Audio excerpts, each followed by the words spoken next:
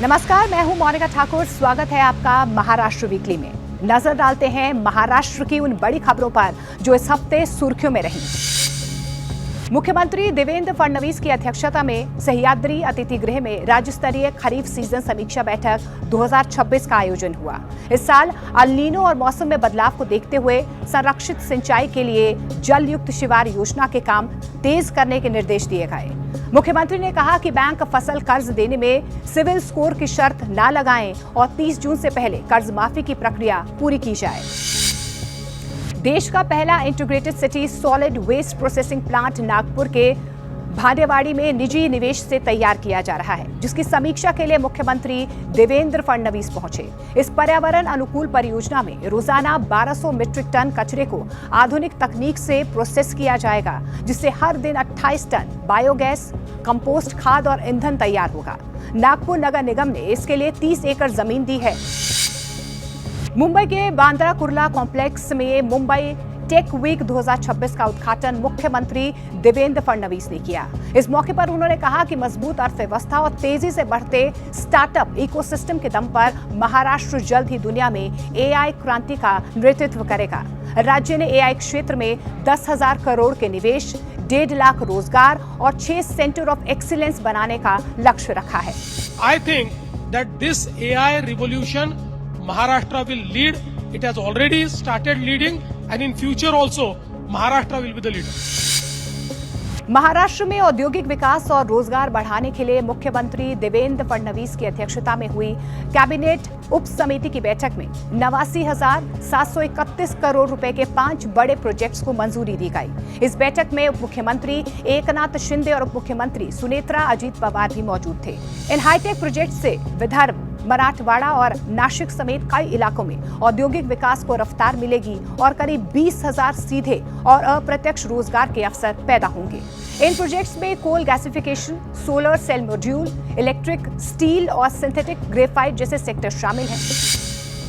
दिल्ली में मुख्यमंत्री देवेंद्र फडणवीस ने प्रधानमंत्री नरेंद्र मोदी से मुलाकात कर उन्हें राज्य के विकास से जुड़ी कई परियोजनाओं से अवगत करवाया। इस दौरे पर मुख्यमंत्री देवेंद्र फडणवीस ने केंद्रीय सहकारिता मंत्री अमित शाह के साथ गन्ना, चीनी मिलों और प्याज किसानों की समस्याओं पर बैठक में हिस्सा लिया।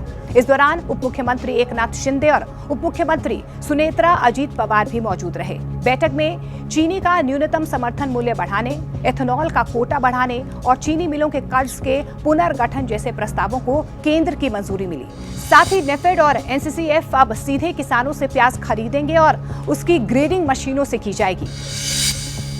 महाराष्ट्र में एसटी बसों को पूरी तरह से पर्यावरण अनुकूल बनाने की दिशा में सरकार ने बड़ा प्लान तैयार किया है। मुख्यमंत्री देवेंद्र फडणवीस ने लक्ष्य रखा है कि 2029 तक 50% और 2047 तक सभी एसटी बसों को ई बस में बदला जाएगा।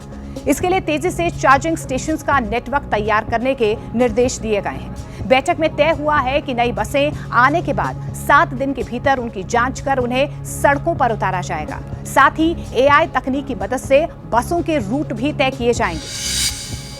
मुख्यमंत्री देवेंद्र फडणवीस ने कहा है कि देश के विकास के लिए मूल्य आधारित पत्रकारिता, मातृभाषा में शिक्षा और भारतीय भाषाओं का संरक्षण बेहद जरूरी है। मुंबई में हिंदी पत्रकारिता के 200 साल पूरे होने पर आयोजित कार्यक्रम में उन्होंने कहा कि हिंदी पत्रकारिता का इतिहास समृद्ध रहा है और स्वतंत्रता आंदोलन में इसकी बड़ी भूमिका रही है। मुख्यमंत्री देवेंद्र फडणवीस की अध्यक्षता में हुई मंत्रिमंडल बैठक में 4 अहम फैसले लिए गए, जिनमें मुख्यमंत्री ग्राम सड़क योजना चरण 3 के तहत 3,500 किलोमीटर सड़कों और पुलों के लिए 6,429 करोड़ रुपए मंजूर किए गए। इसके अलावा 2,500 किलोमीटर सड़कें अलग से राज्य निधि से विकसित की जाएंगी। साथ ही महाराष्ट्र रोड इम्प्रूवमेंट प्रोजेक्ट को मंजूरी भी दे दी गई है, जिसके तहत पहले चरण में 1,500 किलोमीटर सड़कों का विकास किया जाएगा। इसके अलावा मुंबई के हैदराबाद सिंध नेशनल कॉलेजिएट समूह विश्वविद्यालय में 5 नए कॉलेज जोड़े जाएंगे।